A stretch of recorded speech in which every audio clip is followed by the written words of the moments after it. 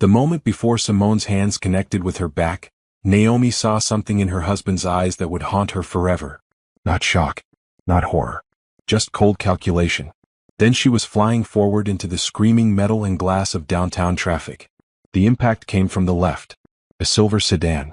The sound was worse than the pain, metal crushing against bone, brakes shrieking, people screaming. Naomi's body rolled across the hood, her head cracking against the windshield before she tumbled to the asphalt. The world spun in fragments, blue sky, gray pavement, blood, so much blood. Through the ringing in her ears, she heard Simone's voice, high and panicked. Oh my God. It was an accident. She just stepped back. Accident. The word echoed in Naomi's fading consciousness. No. Those hands had been deliberate, forceful, murderous. 2 hours earlier, Naomi had been sitting in her downtown penthouse, staring at a text message that had shattered her world. Your husband is with me right now. Room 2847, Grandview Hotel. Come see for yourself. The message came from an unknown number, but it included a photo that left no doubt. Brandon, her husband of 8 years, wrapped around a blonde woman in a hotel robe. Naomi's hands had trembled as she'd grabbed her keys and purse. Part of her wanted to ignore it, pretend she'd never seen it. But another part, the part she'd buried for years under the role of dutiful wife, demanded the truth. She'd driven to the Grandview Hotel in a daze, her heart pounding. Brandon had been in the lobby when she'd arrived. He'd looked startled, then annoyed. Before she could speak, the blonde woman had appeared, walking toward them with the confidence of someone who believed she'd already won. She was younger than Naomi by at least 5 years, with perfect skin and designer clothes that screamed money she hadn't earned herself. Naomi, Brandon had said, his voice flat. We should talk about this privately. You think? Naomi had shot back, her voice shakier than she'd wanted. How long? The blonde woman had smiled, actually smiled. 6 months. I'm Simone, by the way. Since we're all being honest now. That's when something inside Naomi had snapped. Not into rage, but into clarity. She'd seen it all suddenly, the late nights Brandon claimed were business meetings. The distance in his touch. The way he'd encouraged her to quit her law career to support him, and then gradually made her feel useless without him. This wasn't a mistake or a moment of weakness. This was planned. Calculated. 6 months, Naomi had repeated, looking at Brandon. Were you ever going to tell me? Brandon had glanced around the hotel lobby, clearly uncomfortable with the public setting. Let's go outside. That had been his first mistake. Taking this conversation to the street. They'd walked out onto the busy downtown sidewalk, all three of them, like some twisted parody of civilized adults handling a difficult situation. Pedestrians streamed past. Cars rushed by on the street. The afternoon sun had been bright and warm, completely at odds with the ice spreading through Naomi's chest. I want a divorce, Brandon had said simply. We can handle this quietly. I'll be fair about the settlement. Fair. The word had almost made Naomi laugh. She'd given up everything for this man. Her career as a corporate attorney at one of the city's top firms. Her independence. Her friends, most of whom had gradually drifted away as she'd become Mrs. Brandon Whitmore, wife of the billionaire tech mogul, instead of Naomi Fletcher, the brilliant lawyer who'd never lost a case. Fair, Naomi had repeated. You're having an affair and you think you get to decide what's fair? Simone had stepped closer then, and Naomi had seen something dangerous in her eyes. He's already decided. This is just a formality. Why don't you make this easy on everyone? Make it easy? Naomi's voice had risen. You want me to make it easy for you to steal my husband? I didn't steal anything, Simone had hissed. He came to me willingly. Maybe if you'd been more interesting, more successful, more anything, he wouldn't have needed to look elsewhere. The words had stung, designed to cut deep into every insecurity Brandon had helped create over the years. Naomi had felt tears burning her eyes, but she'd refused to let them fall. Not here. Not in front of them. Simone, Brandon had said, his tone warning. But there'd been something else in his voice. Not disapproval. Permission maybe. Or agreement. Naomi had turned to walk away. She'd needed space, air, distance from both of them. That's when Simone had moved. The push wasn't a shove or an angry bump. It was two-handed, forceful, aimed at the center of Naomi's back. Naomi had felt herself propelled forward off the curb directly into the street where cars rushed past at 40 miles per hour. The sedan's driver had never had a chance to stop. Now, lying on the pavement with her vision dimming, Naomi heard sirens approaching. She tried to move but her body wouldn't respond. Everything hurt but distant, like the pain belonged to someone else. Brandon. Simone's voice again, still high with fake panic. Brandon, we need to call an ambulance. This is terrible. Then Brandon's voice, closer to Naomi's head. He must have knelt down. But his words weren't for her. They were for Simone, low and urgent. Calm down. Let them think it was an accident. Just stick to the story. Stick to the story. Through her fading consciousness, Naomi understood. This wasn't an accident at all. And Brandon had known it would happen. The last thing she heard before darkness took her was Simone's whispered response. This actually works out perfectly. Now we don't need to wait for a divorce. The steady beep of hospital monitors dragged Naomi back to consciousness. Everything hurt. Her head throbbed with each heartbeat. Her left arm was casted. Her ribs screamed with every breath. But she was alive. She kept her eyes closed, listening. Footsteps. The rustle of clothing. Someone was in the room with her. She's been unconscious for 18 hours. Brandon's voice. He sounded tired. Maybe even concerned. The doctor said there's no brain damage, but they want to keep her sedated for a few more days. And after that? Simone's voice made Naomi's blood run cold. The woman who'd tried to kill her was here. In her hospital room. After that, we play the concerned spouse, Brandon said. I visit. I worry. I make sure everyone sees how devastated I am. Then, when she's recovered enough, we proceed with the divorce quietly. She'll be too traumatized to fight. You think she knows? Simone asked. That it wasn't an accident? She was flying into traffic. She doesn't know anything. Naomi forced herself to remain perfectly still. Her heart rate monitor could give her away if she panicked, so she focused on keeping her breathing steady and shallow. They thought she was unconscious, sedated, unaware. What about the settlement? Simone pressed. I've already had my lawyers draw up papers. She'll get the penthouse and enough money to live comfortably, but nothing substantial. Most of my assets are already protected in corporate structures she doesn't understand. She used to be a lawyer, Simone said, doubt creeping into her voice. A small-time corporate attorney, 8 years out of practice. She doesn't have the spine for a real fight. She never did. That's why she gave it all up to play housewife.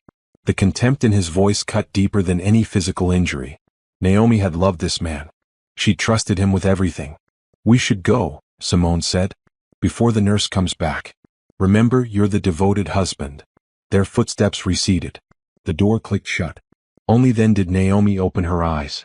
The private hospital room was quietly expensive, exactly the kind of place Brandon would insist on for appearances. Machines beeped around her. For lines ran into her arm. Through the window, she could see the city skyline under a gray afternoon sky. She wasn't dead. They tried, or at least allowed it to happen, and she wasn't dead. And now she knew the truth. Naomi's mind raced despite the pain medication dulling her senses. Brandon thought she was broken. Traumatized. Weak. He'd been thinking that for years, slowly convincing her to give up her career, her friends, her independence. But he'd forgotten something important. She'd been one of the best corporate attorneys in the city before she'd met him. She hadn't lost a case in 3 years. She'd specialized in hostile takeovers and asset protection. And now she remembered why. The door opened again. Naomi quickly closed her eyes. Girl, I know you're awake. Naomi's eyes snapped open. Tatiana stood in the doorway, her best friend from law school. They drifted apart over the years, but Tatiana's expression showed nothing but fierce loyalty. Tati, Naomi's voice came out rough, her throat dry. Don't try to talk yet. Tatiana moved to the bedside, her eyes scanning the monitors and Naomi's injuries. I heard about the accident. Came as soon as I could. But something doesn't feel right about this. It wasn't an accident, Naomi whispered. Tatiana went very still. What? His mistress pushed me into traffic. I heard them just now. They're planning to use this to force me into a quiet divorce with nothing. His mistress. Tatiana's face hardened. Brandon has a mistress? Simone. 6 months. Each word hurt, but Naomi pushed through. I need your help. Anything. I need to see my old files. From before I quit. There's something I remember about Brandon's company formation. Something important. Tatiana pulled out her phone. What am I looking for? When Brandon started his company 10 years ago, I helped him structure it. I was dating him then, just starting my career. He needed legal help and couldn't afford a big firm. I did it for free, but I insisted on terms to protect myself. Find the original incorporation documents. There should be an ownership clause. Understanding dawned on Tatiana's face. You own part of his company. 40%. He bought out most of my shares early on, but there was a clause. If we married, my remaining shares would vest immediately. He was so in love back then he didn't think twice. But I bet he's forgotten all about it. How much are those shares worth now? Naomi managed a small smile despite the pain. His company is valued at $3 billion. You do the math. Tatiana let out a low whistle. Girl, you're not just a millionaire. You're a billionaire. I'm a billionaire he tried to kill, Naomi corrected. And I'm going to make them both regret ever knowing my name. What do you need me to do? First, don't let anyone know I'm fully conscious. I need to seem more injured than I am. Second, get me those incorporation documents and have them verified. Third, find me Gerald Hayes. The divorce attorney? The one they call the destroyer? That's the one. He's expensive. I can afford it now. Naomi shifted slightly in the hospital bed, wincing. And Toddy? I need everything we can find on Simone. Everything. Where she works, where she came from, her connection to Brandon. I want to know if this was just an affair or something more calculated. Tatiana nodded grimly. I'm on it, but you need to rest for real. Your body is seriously damaged. Broken arm, 3 cracked ribs, severe concussion. You're not faking being hurt. I know. But they think I'm broken in here too. Naomi tapped her temple carefully. That's where they're wrong. I've just been asleep. Now I'm wide awake. Over the next 3 days, Naomi played her role perfectly. When nurses checked on her, she seemed groggy and confused. When doctors asked questions, she answered slowly as if struggling to remember. When Brandon visited with flowers and false concern, she watched him through half-closed eyes and said nothing. But privately, with Tatiana's help, she worked. The incorporation documents were exactly where she'd remembered, stored in a secure file at her old law firm. The ownership clause was valid. And Tatiana discovered something even more interesting. Simone had been an employee at Brandon's company. A junior marketing manager he'd promoted rapidly over 6 months, giving her access to confidential information, private meetings, and resources far beyond her experience level. It looked exactly like what it was. A man moving his mistress into position while moving his wife out. But there was more. Financial records showed Brandon had been shifting money into offshore accounts for the past year. Not illegal necessarily, but suspicious. And sloppy. He'd left trails that a first-year lawyer could follow. He'd gotten arrogant. Comfortable. He thought Naomi was no threat at all. On the 4th day, Gerald Hayes came to visit. He was 50, silver-haired, and had a reputation for destroying wealthy spouses who tried to hide assets. He sat beside Naomi's bed and listened to everything. When she finished, he smiled. Mrs. Whitmore, I'd be honored to represent you. Your husband is about to learn a very expensive lesson. I want more than money, Naomi said quietly. I want his reputation destroyed. I want his business exposed. I want everyone to know what he did.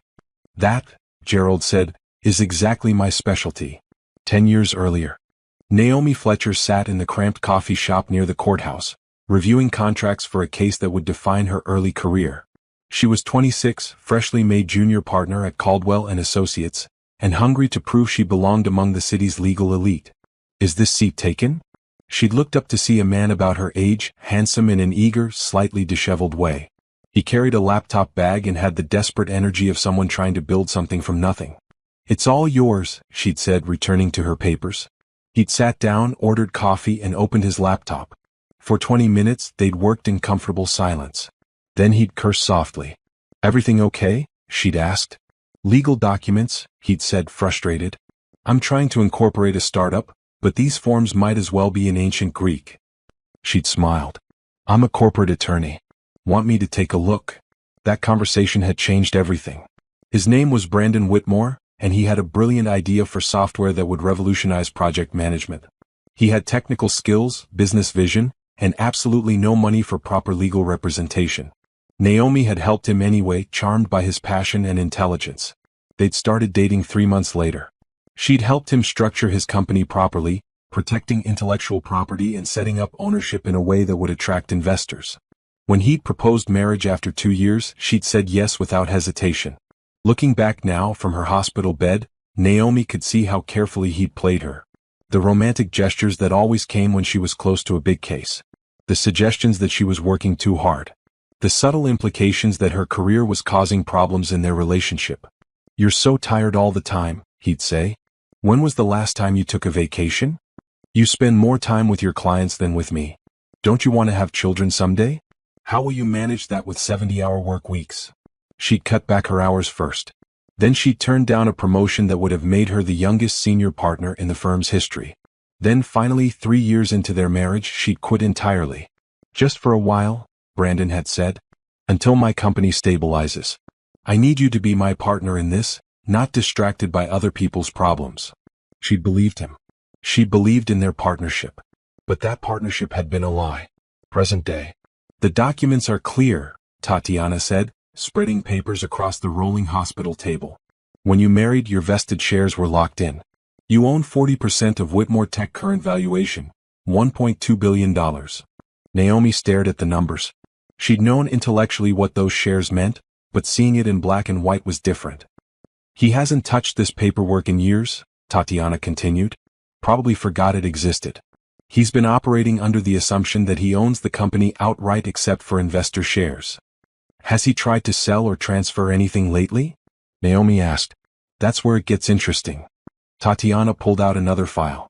3 months ago, he started talking to a venture capital firm about selling the company. The deal was worth $3 billion. He would have walked away with most of that after paying out investors. But the deal required proof of clear ownership. When his lawyers started doing due diligence, they would have discovered your shares. "That's why he wanted the divorce," Naomi said, understanding flooding through her. "He needed me out of the way before the sale went through. And if you were severely injured or traumatized, you'd be more likely to sign whatever he put in front of you without fighting. Or if I was dead, he'd inherit my shares." The words tasted bitter. Tatiana's expression turned grim. "That push wasn't random, Naomi. Simone didn't just lose her temper. This was planned. Can we prove it?" "Working on it. But here's what we do know. Simone worked at Whitmore Tech for only 8 months before the affair started. She was hired specifically by Brandon, bypassing normal HR procedures. Her background is thin. No real experience in marketing, but suddenly she's running major campaigns. She's not there for her marketing skills," Naomi said. "Right. And get this, I pulled her financial records. She got a $50,000 cash deposit 2 weeks before the incident. No documentation. Just cash." Naomi felt cold. "He paid her. Can't prove it yet, but it looks that way." A nurse entered to check Naomi's vitals, and both women fell silent. When she left, Naomi turned to Tatiana with new determination. "I need out of this hospital." "How soon?" "The doctors want you here another week." "I don't have a week. Brandon is going to start pushing for a settlement soon, and I need to be ready. Can you arrange a private recovery facility? Somewhere he doesn't know about?" "I can do that. And I need to meet with Gerald again. We need to file before Brandon realizes I'm not broken." Tatiana squeezed her hand gently. "You're sure about this? Once we file, there's no going back. It's going to get ugly. They tried to kill me, Tati. It doesn't get uglier than that." "Fair point." Over the next 2 days they planned carefully. Tatiana arranged for a private recovery facility in a neighboring town, registered under a false name. She also brought Naomi clean clothes, a burner phone, and copies of all the documents they'd gathered. Gerald Hayes visited again, this time with his full team. They reviewed everything: the ownership documents, the suspicious financial transfers, Simone's background and the cash payment, the witness statements from the street. "We have enough for a strong divorce filing," Gerald said. "The ownership issue alone will shock him. But if you want to pursue criminal charges, that's trickier. We have circumstantial evidence, but proving conspiracy to commit assault is difficult."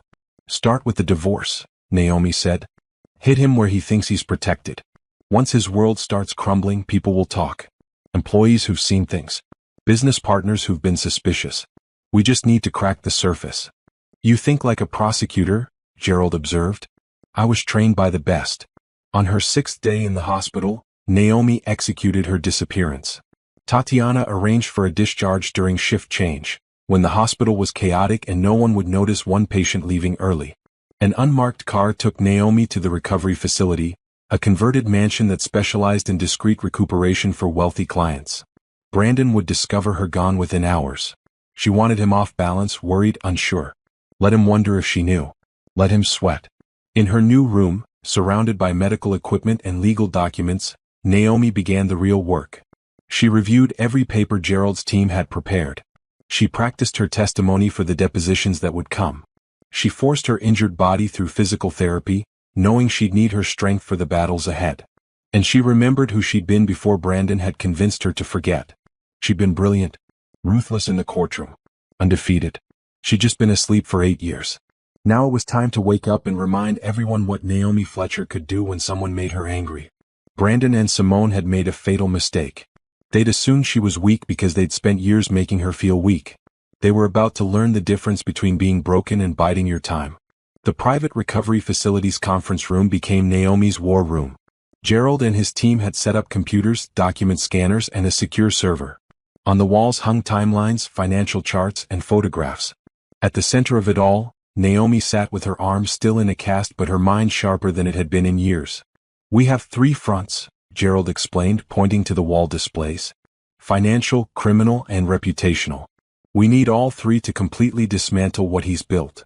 "Show me the financial trail first," Naomi said. Gerald's junior associate, a sharp woman named Patricia, pulled up spreadsheets on the main screen. "Brandon has been moving money for 14 months. It started small, legitimate-looking transfers to international accounts for business development. But 6 months ago, right when the affair with Simone started, the amounts increased dramatically." "How much total?" Naomi asked. $27 million. Spread across accounts in the Cayman Islands, Switzerland, and Singapore. Naomi felt a surge of satisfaction. "He's trying to hide assets before the divorce. But he's doing it sloppily." "Very sloppily," Patricia agreed. "He's using company accounts for personal transfers, which means he's committing corporate fraud. And he's not even hiding the paper trail well. It's like he's never expected anyone to look. Because he thought I'd just sign whatever he put in front of me," Naomi said bitterly. "What else?" "Simone's involvement is deeper than we thought." Patricia brought up another set of documents. "She's been signing off on these transfers. Her name appears on approval forms for transactions she had no business approving. She's a junior marketing manager, but she has access to CFO-level financial systems." "That's criminal conspiracy," Gerald said with satisfaction. "She's not just the mistress. She's an active participant in corporate fraud." Naomi leaned forward despite the pain in her ribs. "Can we prove she knew what she was doing?" "Her email correspondence makes it clear. Look at this." Patricia pulled up an email chain. "This is from 2 months ago. Simone to Brandon. Finished moving the last payment to the Singapore account. As discussed, I made sure to route it through the marketing budget so it looks like a vendor payment. That's deliberate, knowing fraud." "Beautiful," Naomi murmured. "What about the assault? Any progress there?" Gerald's expression turned serious. "That's harder. We have witness statements that confirm Simone pushed you. 3 different people saw it clearly. But proving premeditation is tougher.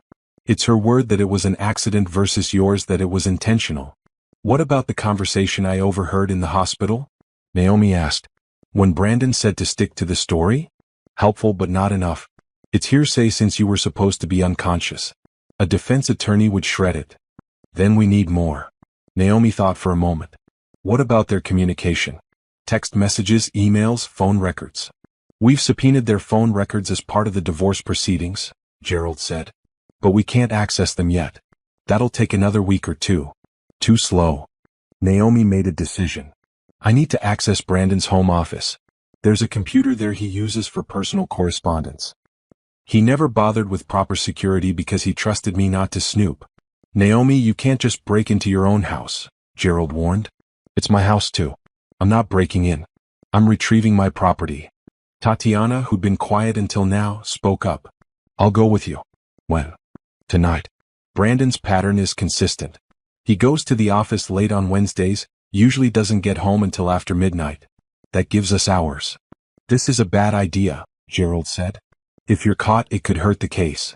"If I'm not caught, it could win the case," Naomi countered. "Besides, I know that house inside and out. I know where he keeps everything. And I know he's gotten sloppy because he thinks I'm too traumatized to fight back." Gerald sighed. "If you're determined to do this, at least take precautions. Document everything. Don't take physical items if you can avoid it. Photograph or copy. And for God's sake, don't get caught." That night, Naomi and Tatiana drove to the penthouse in Tatiana's car. Naomi's body ached from the movement, but adrenaline kept her focused. She traded her hospital gown for dark clothes and comfortable shoes. Her cast made her left arm awkward, but her right hand was steady as she used her key to access the building's private elevator. "You're sure he's not home?" Tatiana whispered as they rode up. "He posted a photo at a restaurant downtown 20 minutes ago. It's a 30-minute drive from there minimum. We have time."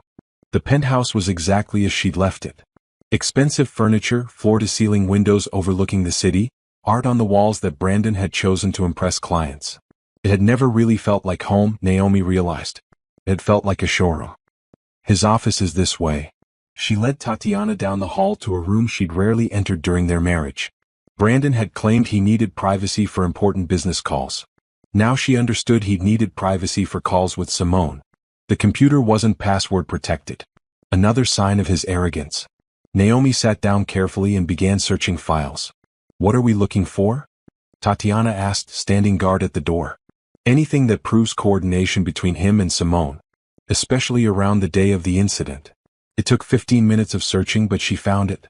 A folder labeled Personal that contained email exchanges between Brandon and Simone going back 8 months. The early messages were romantic, then sexual, then increasingly practical. And then, 3 weeks before the incident, the tone changed. "Brandon, she's going to be a problem with the sale. We need to handle this." "Simone, what do you want me to do?" "Brandon, make it impossible for her to fight. If she's dealing with trauma, she won't have the energy or clarity to contest anything." "Simone, how severe are we talking?" "Brandon, severe enough that she can't function normally for months. But nothing that would raise questions." "Simone, I might have an idea. Let me think about it." And then, the day before the incident. "Simone, I know how to handle the problem. Trust me. Just make sure you're with her tomorrow at noon downtown. I'll take care of the rest." "Brandon, are you sure?" "Simone, I'm sure. After this, she won't be able to fight anything." Naomi's hands shook as she photographed every message with her phone. This was it. Proof of premeditation. Proof that they'd planned to hurt her severely enough to eliminate her as an obstacle. "We need to go," Tatiana urged. "You've been on that computer for 25 minutes. Almost done." Naomi found more files. Financial records Brandon had kept on his personal computer, showing the full scope of his hidden assets. Business emails that revealed questionable dealings with partners. Evidence of bribery to secure contracts. He'd kept everything, assuming no one would ever see it. She copied it all to a secure cloud drive, using her own credentials that Brandon didn't know existed. "Naomi, we really need to leave now," Tatiana said urgently. Okay. Naomi closed the programs, careful to leave no trace that she'd been there.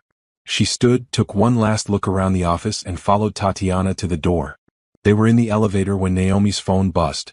A text from an unknown number. "I know what you're doing. Be careful." She showed it to Tatiana, who frowned. "Who's that from?" "I don't know. But someone's watching." Back at the recovery facility, Gerald reviewed the photographs Naomi had taken. His expression shifted from professional satisfaction to actual excitement as he read through the messages. "This is it," he said. "This is criminal conspiracy to commit assault. This is premeditation. This is enough to destroy them both." "Can we use it?" Naomi asked. "Since I got it from his personal computer? You accessed your own home with your own key. You didn't hack anything or break any locks. And you photographed documents rather than taking them. A judge might not love it, but it's admissible. Especially since it proves a serious crime. So what now?" Gerald smiled, and it wasn't a pleasant expression. "Now we file everything at once. The divorce with your ownership claims. The evidence of fraud. The evidence of conspiracy to commit assault. We hit him with all of it before he knows what's happening." "When?" "Tomorrow morning. I want this filed before Brandon even knows you're conscious and planning. The element of surprise is crucial." Naomi nodded. "Do it." That night she barely slept. Every time she closed her eyes, she saw Simone's hands on her back, felt the push, heard the screaming of brakes. But now those memories had a different quality. They weren't just trauma. They were evidence. Tomorrow everyone would know the truth. Tomorrow the revenge began. The news hit Brandon's office at 9:30 a.m. on a Thursday. One moment he was reviewing quarterly projections with his CFO, and the next his secretary was rushing in with a legal document that would change everything. Naomi knew this because Tatiana had someone watching the office. The report came through within minutes. Brandon had gone white, then red, then started making frantic phone calls. "He's calling his lawyers. Tatiana reported, reading from her phone. 3 different firms in the past 10 minutes. He looks panicked. Good, Naomi thought. Let him panic. The filing had been comprehensive. Divorce proceedings citing infidelity and abuse. Activation of her ownership shares, effectively making her co-owner of his company and freezing any major transactions without her approval. A motion to freeze all accounts pending investigation of fraud. And a referral to the district attorney's office regarding conspiracy to commit assault, with all the evidence attached. Gerald had called it a nuclear option. Naomi called it justice. What about Simone? Naomi asked. She's been summoned to Brandon's office.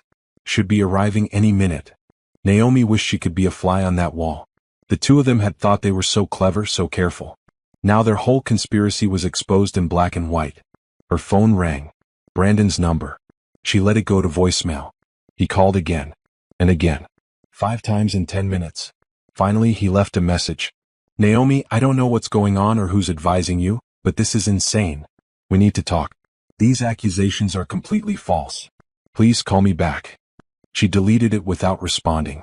An hour later, her phone rang from an unknown number. She answered. You're making a huge mistake. Simone's voice tight with anger. You think you can destroy us with lies? Brandon will fight this. We both will. Good luck with that, Naomi said calmly. I have your emails. All of them. Including the ones where you two planned to hurt me. Silence on the other end. Then, those messages were taken out of context. You can't prove anything. The DA seems to think otherwise. You should probably get yourself a good criminal attorney. You're going to need one. Simone hung up. Naomi smiled. First blood drawn. Over the next few days, the situation escalated rapidly. Brandon tried everything. He called, texted, had friends reach out, even showed up at their penthouse hoping to find her. But Naomi was still at the recovery facility, hidden away where he couldn't reach her. The media caught wind of the story. Tech billionaire Brandon Whitmore accused of fraud and conspiracy, read the headline in the city's major business publication. The article was carefully worded to avoid libel, but it laid out the basic facts. A contentious divorce, serious accusations of financial wrongdoing and allegations of a planned assault. Brandon's board of directors called an emergency meeting. Investors started asking questions. Several major clients put their contracts on hold pending the outcome of the investigation. His empire was beginning to crack. You need to see this, Tatiana said, bringing her laptop to where Naomi sat doing physical therapy exercises. She pulled up a social media post from one of Brandon's business partners. After careful consideration, I'm severing my relationship with Whitmore Tech. Recent allegations have revealed a pattern of behavior incompatible with my values. I wish everyone involved a fair resolution. They're running, Naomi observed, like rats from a sinking ship. 3 more partners have issued similar statements. His company's stock is down 18%. Naomi felt a complicated mix of emotions. Part of her was satisfied to see Brandon's world crumbling. But another part remembered the company they'd built together, back when she'd still believed in their partnership. Any response from him? She asked. He issued a statement denying everything. Claims you're emotionally unstable from the accident and being manipulated by aggressive lawyers. Says the financial transactions were all legitimate business dealings and you're misunderstanding them because you don't have current business experience. Naomi laughed harshly. He's still trying to paint me as the incompetent housewife. It's not working. His own CFO just resigned. Put out a statement saying he can no longer support the company's financial practices. That was significant. A CFO resigning with that language meant serious problems. Other business people would know to stay away. What about Simone? She's lawyered up. Some hotshot criminal defense attorney from Chicago. But here's the interesting part. She's trying to distance herself from Brandon. Her attorney put out a statement saying she was an employee following orders from her superior and had no knowledge of any wrongdoing. She's flipping on him, Naomi realized. Looks that way. We're trying to. But she's the one who physically pushed you, so her exposure is higher. The DA is taking this seriously. There's talk of actual charges. Naomi's phone buzzed with a message from Gerald. Need you at my office. Important development. She arrived an hour later, moving more easily now that her body was healing. Gerald's conference room was full of his team, all looking excited. What's happened? Naomi asked. 2 things. First, the DA is filing criminal charges against both Brandon and Simone. Conspiracy to commit assault, fraud, and a few other things. It's a major case, front page news. Naomi felt a rush of vindication. They're actually charging them. Second thing is even better. Remember how we couldn't access their phone records right away? Well, the criminal investigation changed that. The DA subpoenaed everything. And we found gold. Gerald pulled up a series of text messages on his screen.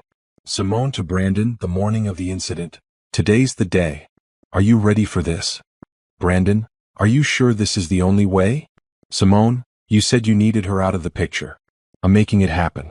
Just trust me. Brandon, okay. But it has to look accidental. Simone, it will. I promise. By tonight, she won't be a problem anymore. That's premeditation, Naomi whispered. Clear and undeniable. It gets better. After the incident, they exchanged more messages. Brandon to Simone from the hospital. Think she knows? Simone, no way. She was barely conscious when they loaded her into the ambulance. Even if she remembers being pushed, she'll think it was an accident. Brandon, good. Stay away from the hospital for a few days. Don't want anyone connecting us. Simone, already ahead of you. This is going to work out perfectly. Just a few more weeks and she'll sign whatever we put in front of her. They're done, Gerald said with satisfaction. These messages alone would convict them. But we have everything else too. The financial fraud, the ownership deception, all of it. Naomi, you've won. But Naomi didn't feel like celebrating yet. She thought about Brandon's face when he'd knelt beside her on the street, not checking if she was okay but whispering to Simone about maintaining their story. She thought about 8 years of marriage, of slowly being convinced to give up everything that made her strong. I don't want them to just lose, she said quietly. I want them to understand what they took from me. I want them to feel what I felt lying on that street, believing I was going to die while my husband stood over me planning how to benefit from it. They're going to prison, Gerald said. That's significant punishment. Maybe. But I want more. I want his company.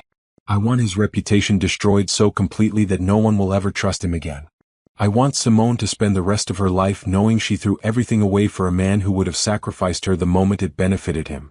Tatiana put a hand on Naomi's shoulder. We're going to get you all of that. But first, you need to actually face them. The divorce proceedings start in 2 weeks.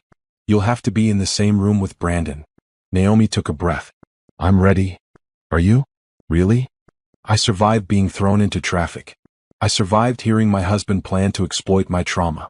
I survived 8 years of being made to feel small. Yes, Tati. I'm ready. That night, back at the recovery facility, Naomi stood at the window looking out at the city lights. Somewhere out there, Brandon was scrambling, probably still believing he could salvage something from this disaster.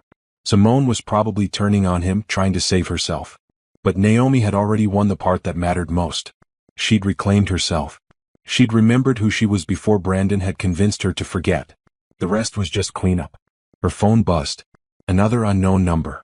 She almost didn't answer, but something made her pick up. Mrs. Whitmore? An unfamiliar voice, female, nervous. You don't know me. I'm Rachel. I work at Whitmore Tech. I just wanted you to know. Brandon's been doing this for years. There were other women before Simone. All of us young, all of us promoted too fast. He uses people. I was too scared to say anything before, but now that you're fighting back, I wanted you to know you're not alone. There are others who will testify if you need us. Naomi felt tears prick her eyes for the first time since the incident. Not tears of pain or fear, but of recognition. She wasn't alone. There were others who'd been hurt by Brandon's manipulations. Thank you for calling, Rachel, she said. And yes, we're going to need all the testimony we can get. After hanging up, Naomi texted Gerald. We need to reach out to former employees. There's a pattern here. We can prove systematic abuse of power. His response came immediately. Already on it. 3 other women have reached out today. This is bigger than we thought. Good, Naomi thought. Let it all come out. Let everyone see exactly who Brandon Whitmore really is. The disappearance was over. She'd hidden long enough, healed enough, gathered enough evidence. Now it was time to appear in court and watch Brandon's world burn. The morning the full divorce filing hit public record, Naomi was in Gerald's office watching the news coverage on 3 different screens. The story had grown far beyond a simple divorce. It was now a scandal involving corporate fraud, conspiracy, assault, and a pattern of abuse that spanned years. Whitmore Tech stock plummets as CEO faces criminal charges, read one headline. Silicon Valley billionaire's empire crumbles under allegations of fraud and violence, read another. The third screen showed Brandon leaving his office building, surrounded by reporters shouting questions. He looked haggard, older than his 42 years. He held up a hand to block cameras and said nothing as his lawyer guided him to a waiting car. "He's refusing all interviews," Gerald noted. "Smart legally but terrible for his public image." "What about his business partners?" Naomi asked. "4 major partners have pulled out completely. The rest are in wait-and-see mode. But here's what's really killing him. His investors are demanding an emergency audit of company finances. They want to know where all that money went." "How long until they discover the offshore accounts?" "They probably already have. The question is how they'll respond. If they sue him personally, it adds another layer of legal problems." Patricia entered the conference room carrying a thick folder. "The asset freeze is complete. Brandon has access to about $200,000 for living expenses and legal fees. Everything else is locked pending the outcome of the divorce." Naomi felt a savage satisfaction at that. 200,000 sounded like a lot, but for someone accustomed to Brandon's lifestyle, it was nothing. And his legal fees alone would eat through that in weeks. "What about the company?" she asked. "My 40% share? That's where it gets interesting." Gerald pulled up documents on the main screen. "As co-owner, you have the right to call for a board meeting and vote on major decisions. The other shareholders are actually relieved you've stepped forward. They see you as potentially more stable than Brandon right now." "They want me to take over," Naomi realized. "Not officially yet. But there's been talk. You're a lawyer, you understand corporate structures, and you're not currently facing criminal charges. From their perspective, you're the safer bet. I haven't worked in 8 years. But you worked in corporate law before that. You understand this world. And frankly, you can't do worse than Brandon's doing right now." Naomi thought about it. Taking over the company would be the ultimate revenge. But it would also be exhausting, complicated, and all-consuming. Did she want that? "Let's see how the divorce plays out first," she said. "But keep the option open." The divorce proceedings began in earnest 2 days later. The courtroom was packed with media, despite the judge's attempts to limit attention. Naomi sat with Gerald and his team on one side. Brandon sat with 3 lawyers on the other. Simone wasn't present. Her case had been separated from the divorce proceedings. It was the first time Naomi had seen Brandon since the incident. He looked at her with an expression she couldn't quite read. Anger? Fear? Regret? Maybe all 3.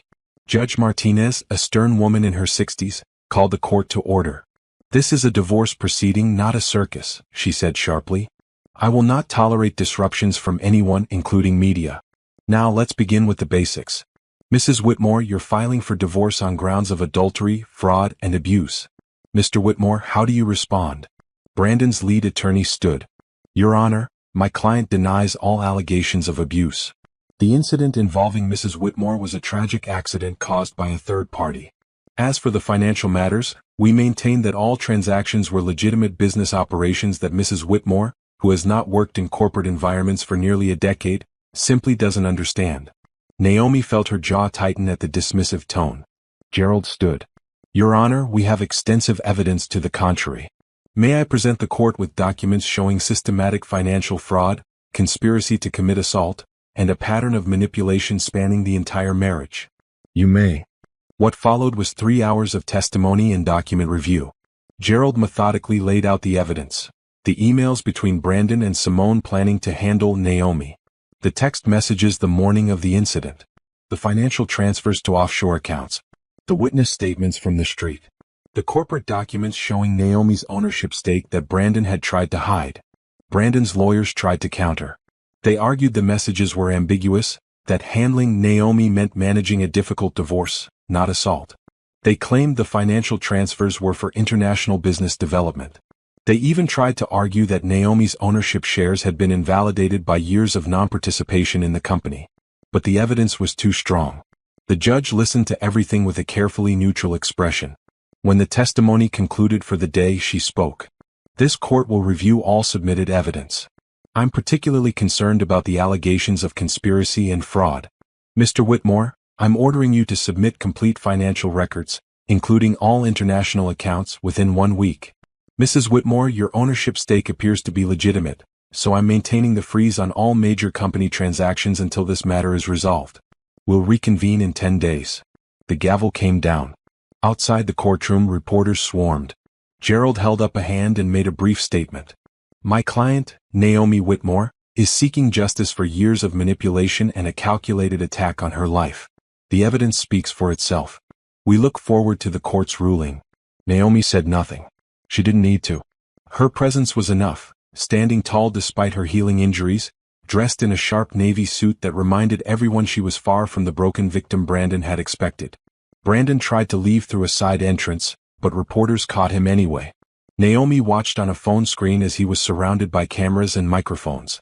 Mr. Whitmore, how do you respond to the allegations? Mr. Whitmore, is your company going bankrupt? Mr. Whitmore, should you step down as CEO? He said nothing, pushing through to his car. But the damage was done.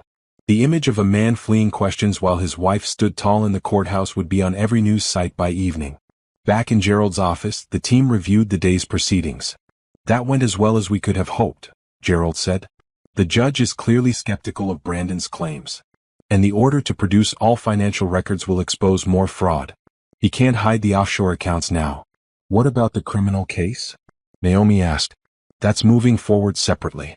The DA is building a strong case based on the messages and witness statements. Simone's lawyer is making noise about a plea deal, which means she's willing to testify against Brandon. She'll throw him under the bus to save herself, Naomi predicted. Absolutely. And Brandon's lawyers know it. They're probably advising him to consider a plea deal too, but his ego won't let him. He still thinks he can win this. Tatiana spoke up from where she'd been working on her laptop. You need to see this. It just went up. She turned her screen around. It was a blog post from a tech industry journalist titled The Fall of Brandon Whitmore, How Arrogance Destroyed an Empire. The article was devastating. It detailed not just the current scandal but years of questionable business practices. Former employees came forward anonymously to describe a culture of intimidation and favoritism. Business partners revealed deals that had been ethically dubious. Even some investors expressed doubts about whether Brandon had been honest about company finances. This is destruction, Patricia said quietly. Complete professional destruction. He'll never recover from this. Naomi felt a complex wave of emotions. This was what she'd wanted, wasn't it? To expose Brandon for who he really was? To make sure everyone knew the truth? But there was something sad about watching a person's entire life unravel, even when they deserved it. You're not feeling sorry for him, are you? Tatiana asked, reading her expression. No, Naomi said firmly. I'm just realizing that revenge doesn't feel the way I expected. It's not triumphant. It's just necessary. That's because you're not a cruel person, Gerald said.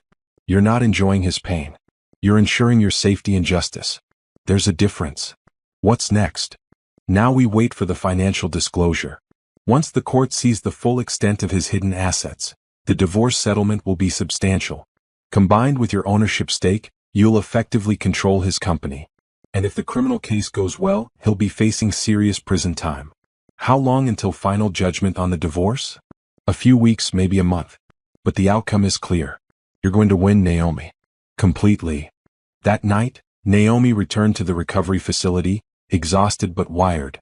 She couldn't sleep, so she stood at the window watching the city lights, thinking about everything that had happened. Her phone buzzed with a message from a number she didn't recognize. You're destroying more than just me. Think about the employees who'll lose their jobs when the company goes under. Think about the investors who'll lose money. Is your revenge worth all that? Brandon.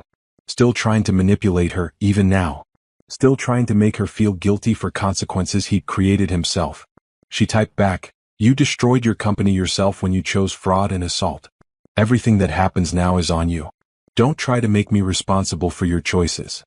His response came quickly, I never meant for you to get hurt. Simone went too far. I was trying to end our marriage quietly, that's all. Naomi almost laughed. Still lying even now. Still pretending he wasn't responsible. I have the messages, Brandon. All of them. I know you paid Simone to handle me. I know you planned this. Stop lying. At least have the courage to admit what you did. No response this time. She blocked the number. Let him stew in his own choices.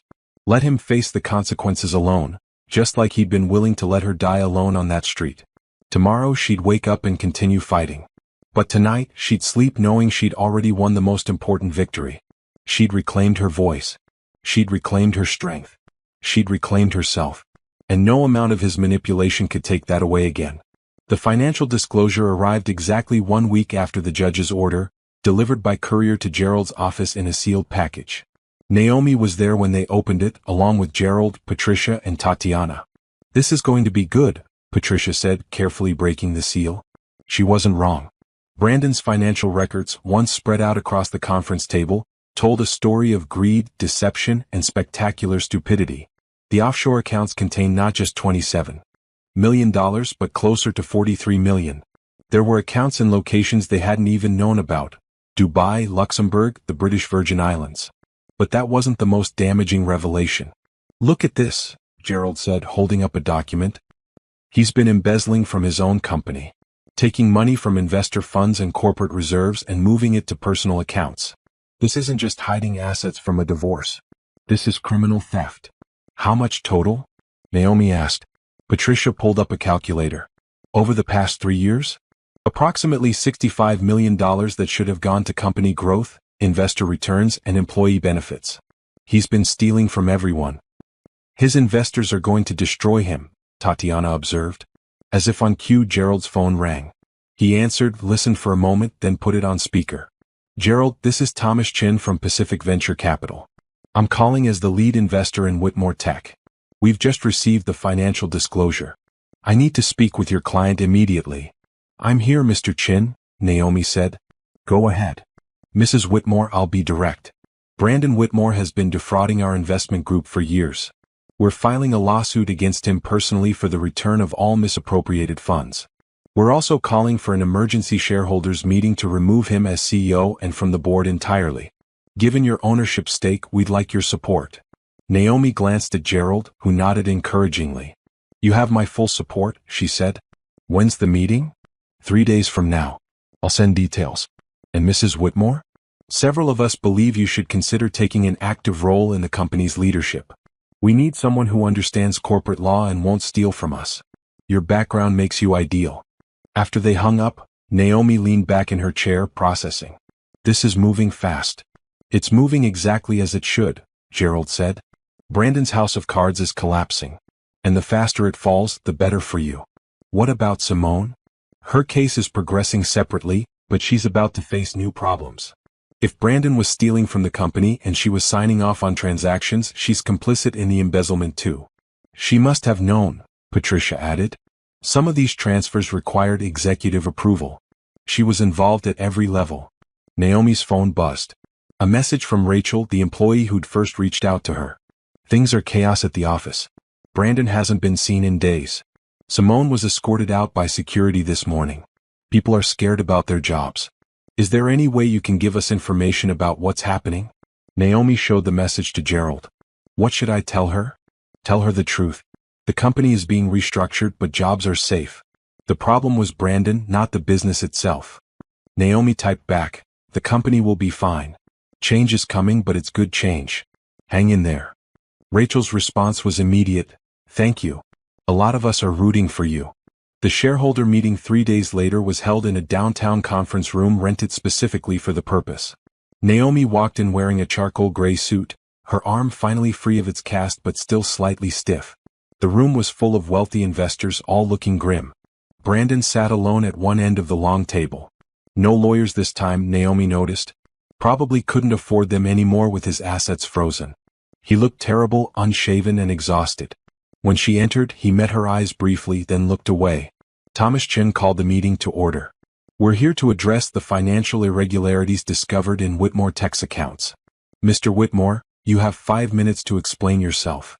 Brandon stood slowly. "The financial transactions in question were all legitimate business expenses. International expansion requires movement of capital across borders.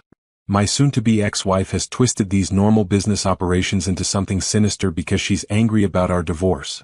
"Then explain the $43 million in personal accounts," another investor demanded. "How is that business expansion?" "Those are reserves for future investments." "Reserves that were never reported to the board or investors," Thomas interrupted. "Reserves that exist only in your name, not the company's. Mr. Whitmore, we've had forensic accountants review everything. You've been systematically stealing from this company." "That's a lie. It's documented fact. And given the evidence, we're voting to remove you as CEO effective immediately," strip you of your board seat, and file a lawsuit for recovery of all stolen funds. Mrs. Whitmore, as the second-largest shareholder, how do you vote? All eyes turned to Naomi. Brandon stared at her with an expression somewhere between pleading and hatred. She thought about the woman she'd been 8 years ago. Brilliant, confident, undefeated in court. She thought about how Brandon had slowly, methodically convinced her to give up that woman, to become smaller, quieter, more dependent. She thought about lying on that street, bleeding, while he whispered about maintaining their story. I vote to remove Brandon Whitmore from all positions in this company, she said clearly, and I support the lawsuit for recovery of funds. Motion carries unanimously, Thomas said. Mr. Whitmore, you're fired. Security will escort you from the building. You're not to contact any employees or attempt to access company systems. Your existing company assets, including stock options, are forfeit pending the outcome of the fraud investigation. Brandon stood frozen for a moment. Then he exploded. You're destroying everything I built. This company wouldn't exist without me. I created this from nothing. You created it with Mrs. Whitmore's legal expertise, Thomas shot back. And you destroyed it with your greed. Security, please remove Mr. Whitmore. 2 security guards approached. Brandon looked at Naomi one last time. I hope you're happy, he said bitterly. You've destroyed my life. No, Naomi said quietly. You destroyed your own life. I'm just making sure everyone knows it. As Brandon was let out, Thomas turned to Naomi. Mrs. Whitmore, we'd like to offer you the interim CEO position. You have the legal background to clean up this mess. You're not implicated in any wrongdoing, and frankly, the employees trust you more than anyone else right now. What do you say? Naomi hesitated. Taking on this role would be enormous, demanding. It would consume her life for months, maybe years. But it would also be the ultimate revenge. Taking everything Brandon had built and making it better. Making it honest. Making it hers. I accept, she said. On the condition that we implement immediate reforms. Full financial transparency. Regular audits. And a clear policy against workplace harassment and favoritism. Agreed, Thomas said. Welcome back to the working world, Miss Fletcher. She smiled at the use of her maiden name. Yes, welcome back indeed. The news coverage of Brandon's removal was swift and brutal. Disgraced CEO fired by own company, read one headline. Whitmore Tech appoints fraud victim as new CEO, read another. The business community buzzed with the story. Some praised Naomi's resilience. Others questioned whether someone who'd been out of the workforce for 8 years could really lead a tech company. But most agreed it was a remarkable turn of events. Simone's situation deteriorated rapidly after the shareholder meeting. With Brandon removed from power and unable to protect her, the full extent of her involvement became clear. She'd not only helped move money illegally, but she'd also been receiving substantial kickbacks. The DA added embezzlement charges to her existing conspiracy charges. Her lawyer reached out to Gerald, seeking a deal. Simone is willing to testify against Brandon in both the criminal and civil cases, the lawyer said over the phone. In exchange for reduced charges. What's she offering? Gerald asked. Complete testimony about the planning of the assault. Details about the financial fraud. Everything she knows. Naomi listened on speakerphone. Part of her wanted to refuse, to make Simone face the full consequences of her actions. But the practical part of her, the lawyer she used to be, knew that Simone's testimony would seal Brandon's fate completely. What kind of reduction? She asked. She'd plead to 1 count of assault and 1 count of fraud. Likely 3 to 5 years total, with possibility of parole. That's too light, Naomi said. She tried to kill me. I understand your anger, Mrs. Whitmore. But with her testimony, Brandon will serve significantly more time. And you'll have justice. Naomi looked at Gerald, who shrugged. It's your call. She thought for a long moment. Then, fine. But I want a formal apology on record. And she's banned from ever working in corporate environments again. I'll convey your terms. The deal was finalized 2 days later. Simone would testify in exchange for reduced charges. Her testimony was scheduled for the following week. Meanwhile, Naomi stepped into her new role at Whitmore Tech. The first day was overwhelming. Hundreds of employees, dozens of ongoing projects, complex financial systems that needed immediate attention. But as she sat in the CEO's office, looking at the city through floor-to-ceiling windows, something clicked into place. She remembered how to do this. How to manage people. How to make difficult decisions. How to lead. She'd just been asleep. Now she was wide awake. Her first major decision was to rename the company. Whitmore Tech is tainted, she told the board. We need a fresh start. I propose Fletcher Technologies. The vote was unanimous. Brandon's unraveling was complete. Fired from his company. Facing criminal charges. About to lose everything in the divorce. Betrayed by his co-conspirator who was now testifying against him. But Naomi wasn't celebrating. She was too busy building something new from the ashes of what he destroyed. Revenge, she was learning, wasn't about destruction. It was about rising so far above your enemies that they became irrelevant. The criminal trial began on a cold morning in late autumn. Naomi sat in the gallery with Tatiana and Gerald, watching as Brandon was led into the courtroom in a dark suit that hung looser than it should have. He'd lost weight. His face was haggard, eyes shadowed. He looked like a man who already knew he was defeated. Simone sat at the prosecution's table, dressed conservatively and looking small. Her testimony would be the cornerstone of the case against Brandon. Judge Patricia Torres presided, a no-nonsense former prosecutor who'd built her reputation on corporate crime cases. The jury had been selected carefully, 8 women, 4 men, diverse in age and background. People who'd understand betrayal. The prosecutor, a sharp woman named Catherine Mills, stood for her opening statement. Ladies and gentlemen of the jury, this case is about power, greed, and violence. Brandon Whitmore is a man who had everything. Wealth, success, a loving wife. But it wasn't enough. He wanted more. So he conspired with his mistress to remove his wife from his life in the most brutal way possible. He planned to have her pushed into traffic, injured so severely she couldn't fight his divorce terms or discover his financial crimes. This wasn't a crime of passion. It was calculated, cold-blooded, and nearly fatal. We will prove beyond a reasonable doubt that Brandon Whitmore is guilty of conspiracy to commit assault, fraud, and embezzlement. Brandon's lawyer, a tired-looking man named Robert Green, stood for his response. The prosecution wants you to believe my client is a monster. But the truth is far simpler. Brandon Whitmore made mistakes in his personal life. He had an affair which he deeply regrets. But he did not conspire to hurt anyone. The incident involving Miss Fletcher was a tragic accident caused by an unstable woman acting on her own. The financial transactions the prosecution calls fraud were legitimate business operations misunderstood by people without technical expertise. My client is guilty of adultery and poor judgment, nothing more. The first days of testimony established the basics. Witnesses from the street described seeing Simone push Naomi deliberately. Emergency responders described Naomi's injuries. Doctors testified about the severity of the impact. Then Simone took the stand. She looked small in the witness box, younger than her years. Catherine approached her gently. Ms. Delacroix, can you tell us about your relationship with the defendant? Brandon and I started an affair about 8 months before the incident, Simone said quietly. He hired me at Whitmore Tech and promoted me rapidly.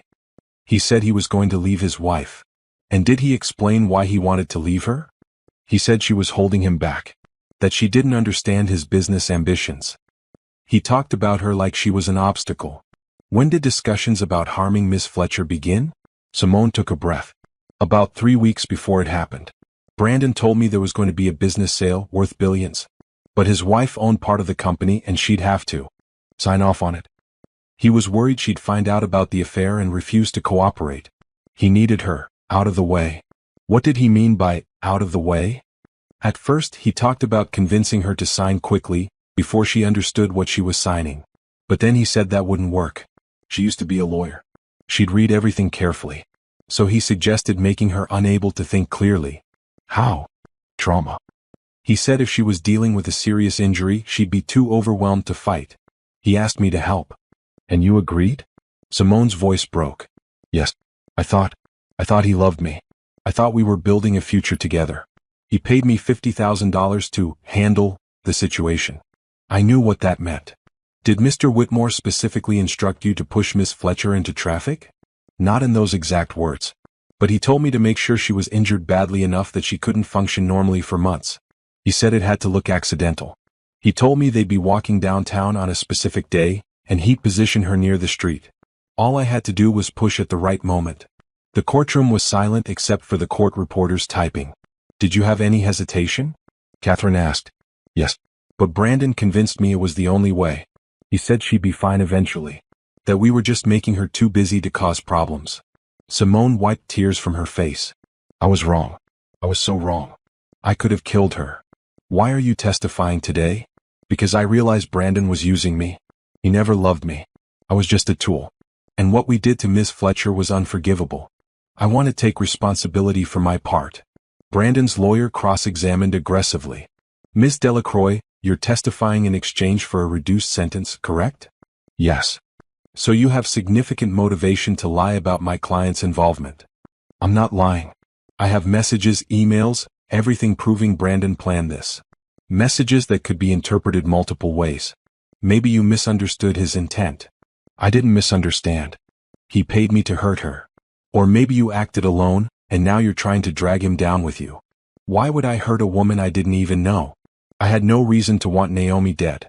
Only Brandon did. The cross-examination continued for hours, but Simone held firm. Her testimony was consistent, detailed, and damning. When Naomi took the stand the next day, the courtroom was packed. Media had been allowed one camera, and the footage would be broadcast everywhere. Catherine guided her through the testimony gently.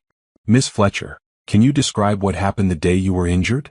Naomi spoke clearly, keeping her emotions controlled.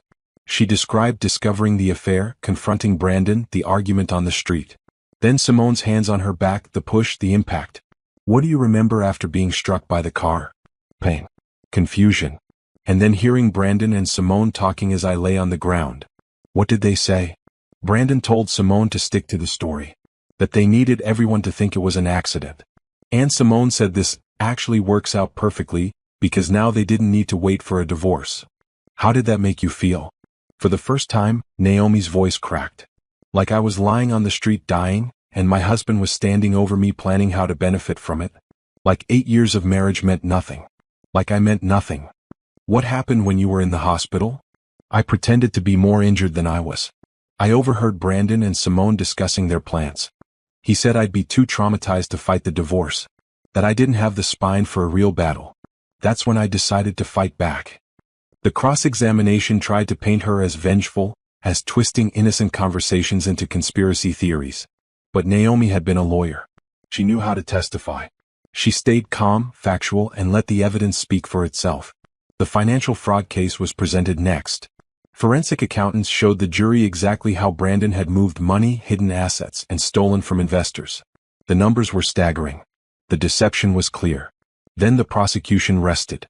Brandon's defense was weak. They called character witnesses who described him as a good businessman, a visionary, someone who made mistakes but wasn't a criminal. But none of them could explain away the messages, the financial records, or Simone's testimony. Brandon himself didn't testify. His lawyer advised against it. Closing arguments came 2 weeks after the trial began. Brandon Whitmore believed he was above the law, Catherine told the jury. He believed his wealth and power meant he could hurt people without consequences. He conspired to assault his wife. He stole millions from investors. He lied to everyone who trusted him. The evidence is overwhelming. Find him guilty and show him that no one is above justice. Brandon's lawyer tried one last time. My client made mistakes. But mistakes aren't crimes. Find him not guilty of conspiracy, and let the civil courts handle the financial disputes. Don't send a man to prison based on the testimony of a woman trying to save herself. The jury deliberated for 3 days. When they returned, the courtroom was silent. Brandon stood, his hands trembling. On the count of conspiracy to commit assault, how do you find? Guilty. Brandon's face went white. On the count of fraud? Guilty. On the count of embezzlement? Guilty. Brandon's knees buckled. His lawyer caught him. Judge Torres scheduled sentencing for 2 weeks later. Brandon was remanded to custody immediately, bail revoked given the guilty verdict and flight risk. As he was led away in handcuffs, he looked at Naomi one last time. She met his gaze steadily, her expression neutral.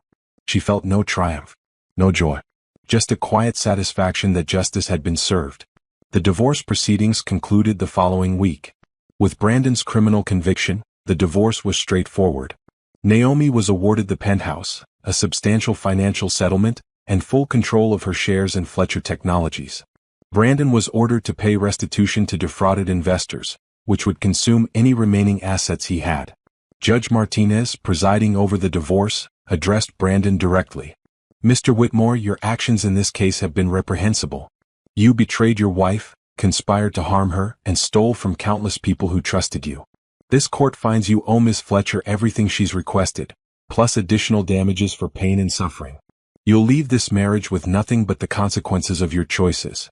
Simone was sentenced separately. 3 years in prison for assault and fraud, with parole possible after 18 months. She'd have to serve her time, but it was significantly less than the 15 years Brandon received. 15 years. Brandon would be almost 60 when he got out. His empire was gone. His reputation destroyed. His freedom taken. And Naomi? She was free. Walking out of the courthouse after the final sentencing, she felt lighter than she had in years. The media swarmed, but she'd prepared a statement. Justice has been served. Brandon Whitmore and Simone Delacroix have been held accountable for their actions. I'm grateful to the jury, the judges, and everyone who supported me through this process.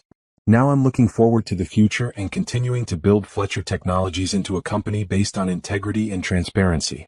Thank you. Tatiana walked beside her to the waiting car. How does it feel?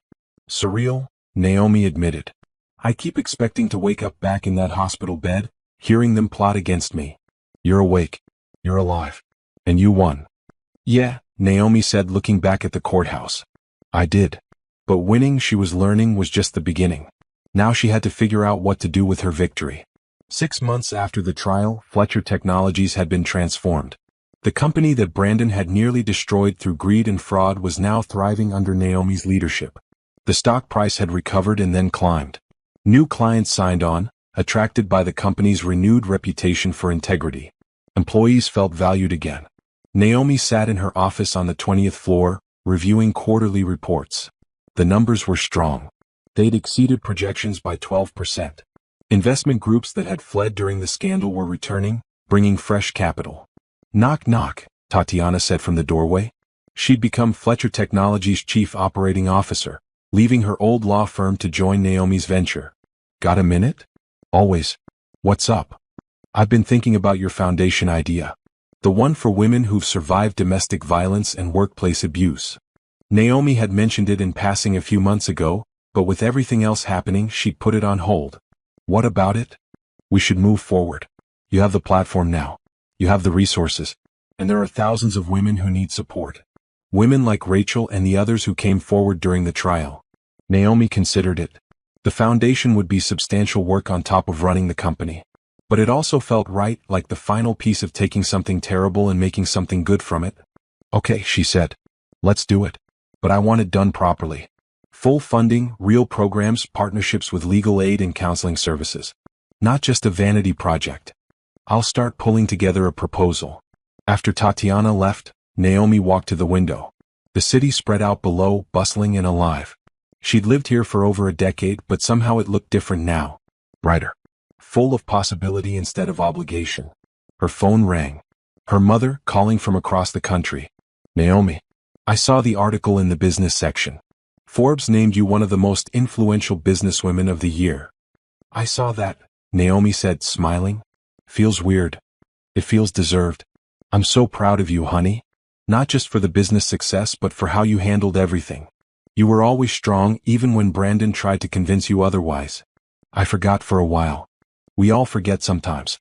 What matters is you remembered. After the call, Naomi returned to her desk and opened her email. One message caught her attention. An invitation to speak at a conference for women in business. The topic, Rising from Crisis, Building Success After Trauma. She almost declined. Talking about what had happened still hurt. But then she thought about all the women who'd reached out to her over the past months. Women in bad marriages. Women who'd given up careers for partners who didn't value them. Women who'd been made to feel small. She accepted the invitation. The conference was 3 weeks later, held at a convention center downtown. Naomi stood backstage, nervous in a way she hadn't been since her first courtroom appearance years ago. You'll be great, Tatiana assured her. Just tell the truth. The auditorium was full, maybe 500 women, all watching expectantly as Naomi walked onto the stage. She stood at the podium looking out at the sea of faces. Then she began. 8 years ago, I was one of the best corporate attorneys in this city. Then I fell in love, got married, and slowly let someone convince me to give up everything that made me strong. It happened so gradually I didn't even notice. A suggestion here, a criticism there.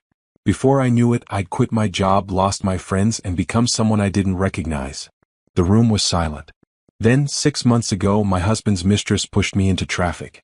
The impact broke my arm, cracked my ribs, and left me bleeding on the pavement. But the worst injury was hearing my husband, the man I trusted with my life, tell his mistress to stick to their story. To let everyone believe it was an accident. In that moment, I realized I'd been living in a cage I'd helped build. She paused, gathering herself. So I stopped being the person he'd convinced me I was. I remembered who I'd been before. And I fought back. I exposed his fraud. I took his company. I sent him to prison. And I rebuilt my life from scratch. I'm not telling you this to brag. I'm telling you because some of you are where I was. You've given up pieces of yourself for someone else. You've accepted less than you deserve. You've forgotten who you were before someone told you who to be. Her voice strengthened. I'm here to remind you, you're stronger than you think. Smarter than they've told you. More capable than they've let you believe. And it's never too late to remember who you are and take your life back. The applause was thunderous. Several women in the audience were crying. During the Q&A, a young woman in the third row stood. How did you find the courage to fight back? I'm in a similar situation and I'm terrified of leaving. Naomi looked at her directly. The courage came from realizing I had nothing left to lose. He'd already taken everything. The only question was whether I'd let him keep it. But here's the secret. You don't need to wait until you hit rock bottom. You can choose yourself right now. Today. This moment. And there are people who will help you. Lawyers, counselors, friends. You're not alone. The woman nodded, wiping her eyes. After the conference, dozens of women approached Naomi. They shared their stories, asked for advice, thanked her for speaking.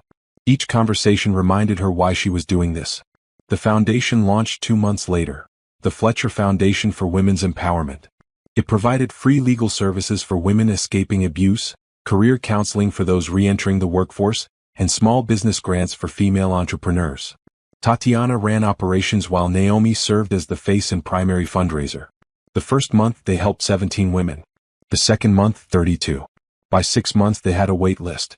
We need to expand, Tatiana said during a board meeting. Maybe open locations in other cities. Let's focus on doing this city right first, Naomi said. Quality over quantity. Spoken like a true CO. Life settled into a rhythm. Work during the day, foundation events several evenings a week. Physical therapy to fully heal from her injuries. Naomi dated casually, nothing serious. She was rediscovering who she was as an individual before adding a partner to the equation. One evening she returned to the penthouse, the one she'd won in the divorce. She'd redecorated completely, removing every trace of Brandon. New furniture, new art, new colors. It felt like hers now. She poured a glass of wine and stood at the window looking at the city lights. Her phone buzzed. A message from an unknown number. Her heart skipped, remembering the threatening messages from before. But when she opened it, the message was different. Miss Fletcher, you don't know me. My name is Jessica. I was at your conference last month. I want you to know that your speech gave me the courage to leave my abusive marriage. I filed for divorce last week. I'm scared, but I'm free. Thank you for showing me it was possible. Naomi felt tears sting her eyes. She typed back, you did the hard part yourself. I just reminded you of your strength. You're going to be okay. If you need legal help, contact the Fletcher Foundation. We're here for you. The response came quickly, already did. Your team is amazing. Thank you for existing. Naomi set down her phone and smiled. This was what rising from the ashes meant. Not just rebuilding her own life, but helping others rebuild theirs. Brandon had tried to destroy her, and instead he'd forged her into something stronger. The doorbell rang, surprising her. She checked the security monitor. Tatiana stood there, holding what looked like takeout containers. Did we have plans? Naomi asked, opening the door. Nope. But I figured you'd be working late and forget to eat again. I brought Chinese food. They ate on the couch, talking about expansion plans for the foundation, difficult personnel decisions at the company, and Tatiana's new relationship with a woman she'd met at a charity gala. What about you? Tatiana asked. Any romance on the horizon? Not really looking, Naomi admitted. I'm still figuring out who I am without someone else defining me. That's healthy. But don't close yourself off forever. You deserve love. Real love from someone who sees your strength as a feature, not a threat. Maybe someday. Right now, I'm focused on building something that matters. You already have. After Tatiana left, Naomi returned to the window. The city stretched endlessly, lights glittering like stars. Somewhere out there, Brandon sat in a prison cell, his empire destroyed, his freedom gone. Simone served her time in a different facility, probably regretting every decision that had led her there. But Naomi stood here, free and strong and successful beyond anything Brandon had ever achieved. She'd won. Not through destruction or cruelty, but by rising so far above him that his attempts to bring her down had only made her soar higher. And the best part? She was just getting started. Tomorrow she'd wake up and continue building. Continue helping. Continue growing. Because the best revenge wasn't hurting the people who'd hurt you. It was becoming so successful, so happy, so fulfilled that they became irrelevant. And Brandon? He was already fading into irrelevance, while Naomi was just beginning to shine. 1 year after the incident, Naomi stood on the rooftop terrace of Fletcher Technologies headquarters, looking out at the sunset painting the city in shades of purple and amber. The building was new, purchased and renovated as part of the company's expansion. 30 floors of glass and steel, humming with innovation and energy. Below, the city buzzed with evening activity. People heading home from work, couples meeting for dinner, life unfolding in all its messy, beautiful complexity. There you are. Tatiana emerged from the rooftop entrance, carrying 2 glasses of champagne. The gala starts in an hour. You need to get ready. Tonight was the Fletcher Foundation's first annual fundraiser, a black tie event expected to raise over $2 million for women's programs. The guest list included CEOs, politicians, celebrities, and hundreds of women whose lives had been changed by the foundation's work. I'm ready, Naomi said, accepting a glass. Just needed a moment. Big night. Huge night. Naomi sipped the champagne. You know what's strange? A year ago, I was lying in a hospital bed thinking my life was over. And now you're one of the most powerful businesswomen in the city, running a foundation that's helped over 300 women, and about to be honored at your own gala. Yeah, pretty strange. They stood in comfortable silence for a moment. Any word on Brandon? Naomi asked. He's appealing the sentence. Won't go anywhere. His lawyers are just going through the motions. Tatiana's expression was neutral. Simone gets out in 6 months. She's been taking classes in prison, apparently trying to turn her life around. Good for her, I guess. You don't sound convinced. I'm not angry anymore, Naomi said thoughtfully. I'm just indifferent. They're not part of my life anymore. They're barely even memories now. That's real healing. 2 hours later, Naomi stood in a flowing midnight blue gown, greeting guests as they arrived at the ballroom of the Grandview Hotel. The same hotel where she'd confronted Brandon about his affair. She'd chosen the location deliberately, reclaiming a place of pain and transforming it into a celebration of survival. The ballroom was stunning. Crystal chandeliers, white roses everywhere, a jazz band playing softly. Guests mingled, sipping cocktails and admiring the silent auction items. Rachel, the employee who'd first reached out to Naomi, approached with a smile. She'd been promoted to senior management at Fletcher Technologies and was thriving. This is incredible, Rachel said. You've built something amazing. We've built it, Naomi corrected. Everyone here is part of this. Throughout the evening, Naomi circulated through the crowd. She spoke with donors, thanked volunteers, and listened to stories from women the foundation had helped. Each conversation reminded her why this work mattered. Then she saw him. A man stood near the bar, watching her with an expression of quiet interest. He was tall, maybe 40, with kind eyes and an easy smile. When their gazes met, he raised his glass slightly in greeting. Naomi found herself walking over. Hi, she said. I'm Naomi Fletcher. I know who you are, he said warmly. Everyone here knows who you are. I'm Julian Cross. I'm an architect. I designed the renovations for your new building. You did beautiful work. Thank you. But I think the real beauty is what happens inside the building. I've been following Fletcher Technologies' story. What you've accomplished in a year is extraordinary. They talked for 20 minutes, conversation flowing easily. Julian had his own story she learned. He'd lost his first wife to cancer 5 years ago, taken time to heal, and recently started engaging with life again through charity work and his architecture practice. I admire what you're doing with the foundation, he said. Using your platform to help others instead of just celebrating your own success. That takes character. I had help remembering who I was, Naomi said. Now I'm trying to help others remember who they are too. Before she could say more, Tatiana appeared at her elbow. Sorry to interrupt, but it's time for your speech. Naomi excused herself, but Julian said, I'll be listening. On stage, under bright lights, Naomi looked out at the hundreds of faces watching her. She'd written and rewritten her speech a dozen times, trying to find the right words. In the end, she spoke from the heart. A year ago, someone tried to kill me. Not out of passion or rage, but from cold calculation. They wanted me gone because I was inconvenient. Because I owned something they wanted. Because I was in the way. The room was silent. For a long time, I blamed myself. I thought I should have seen it coming. Should have been smarter, stronger, more careful. But I've learned something important. When someone treats you badly, it says nothing about your worth and everything about their character. She paused, finding her rhythm. The Fletcher Foundation exists because I'm not the only woman who's been made to feel small. Who's been told she's not good enough, smart enough, strong enough. Who's given up pieces of herself to please someone who never valued her anyway. We're all recovering from something. A bad relationship. A lost career. Years of being told we're less than we are. But here's what I want you to know. Your past doesn't define your future. Your lowest moment doesn't determine your worth.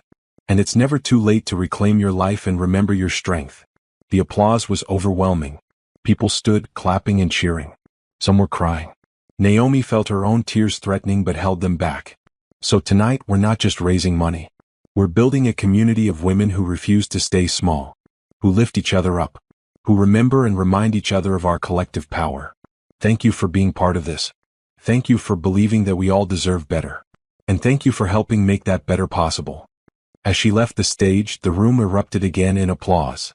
The rest of the evening was a blur of congratulations, photographs, and emotional conversations. By the time the gala ended, Naomi was exhausted but fulfilled. Julian found her as guests were leaving. That was a powerful speech, he said. You're quite remarkable, Miss Fletcher. Thank you. And please call me Naomi. Naomi. He smiled. I was wondering if you'd like to have coffee sometime. Just coffee, no pressure. I'd enjoy getting to know you better. Naomi hesitated. Part of her wanted to say no, to stay focused on her work and her healing. But another part, the part that was ready to fully embrace life again, wanted to say yes. I'd like that, she said. But I should warn you, I'm not looking for anything complicated. I'm still figuring out who I am. I'm not offering anything complicated. Just conversation and maybe some good coffee. She laughed. Okay then. Yes. They exchanged numbers. As Julian left, Tatiana appeared with a knowing smile. Was that a date I just witnessed being arranged? Maybe.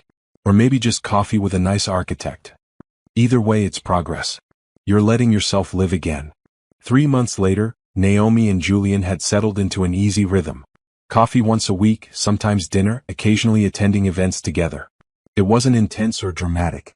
It was comfortable, respectful, and slowly becoming something real. I like that you don't need me, Julian said one evening as they walked along the waterfront. You're not looking for someone to complete you or fix you. You're already whole. Took me a while to get here, Naomi admitted. But yeah, I'm whole now. If we're together, it's because we choose to be, not because either of us needs rescuing. That's the best kind of relationship. Fletcher Technologies continued to thrive. The company won several prestigious contracts, expanded to 2 new cities, and was consistently rated as one of the best places to work in the tech industry.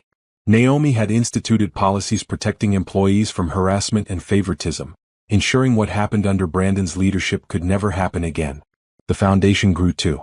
They opened a second location, partnered with law schools to provide pro bono services, and started a mentorship program pairing successful businesswomen with those just starting their careers. On the anniversary of the incident, Naomi walked to the street corner where it had happened. She'd avoided this spot for a year, but now she needed to face it. The intersection looked ordinary. Cars passing, pedestrians rushing by, nothing to indicate that a life had nearly ended here. She stood for a long moment, remembering the fear, the pain, the sound of brakes. Then she took a deep breath and let it go. That version of Naomi, the one who'd been pushed into traffic, was gone. She'd survived, but she'd also transformed. The woman standing here now was stronger, wiser, more certain of who she was and what she valued. Goodbye, she whispered to her former self. Thanks for surviving. I've got it from here. She turned and walked away, not looking back. A text from Julian appeared on her phone. Dinner tonight? My place. I'll cook. She smiled and typed back, sounds perfect. Life, Naomi had learned, wasn't about the absence of pain. It was about what you built from that pain. The person you became. The people you helped. The legacy you created. Brandon had tried to destroy her, but instead he'd given her the greatest gift, the chance to completely rebuild herself into someone authentic, powerful, and genuinely happy. That evening, sitting in Julian's apartment eating homemade pasta and laughing at his terrible jokes, Naomi realized something profound. She'd won. Not just the legal battles or the business success, but something more important. She'd won her life back. And she was just getting started. Somewhere across the city, Brandon sat in a prison cell, counting the years until possible parole. Simone would be released soon, but her career and reputation were destroyed. They'd both learned to live with the consequences of their choices. But Naomi? She was free. Truly, completely free. And as she looked at Julian across the dinner table, saw the warmth and respect in his eyes, felt the genuine happiness blooming in her chest, she knew with absolute certainty. The best revenge wasn't hurting the people who'd hurt you. It was building a life so full, so rich, so genuinely joyful that they became nothing more than a footnote in your story. A story that was far from over. A story she was writing on her own terms. A story with a genuinely happy ending.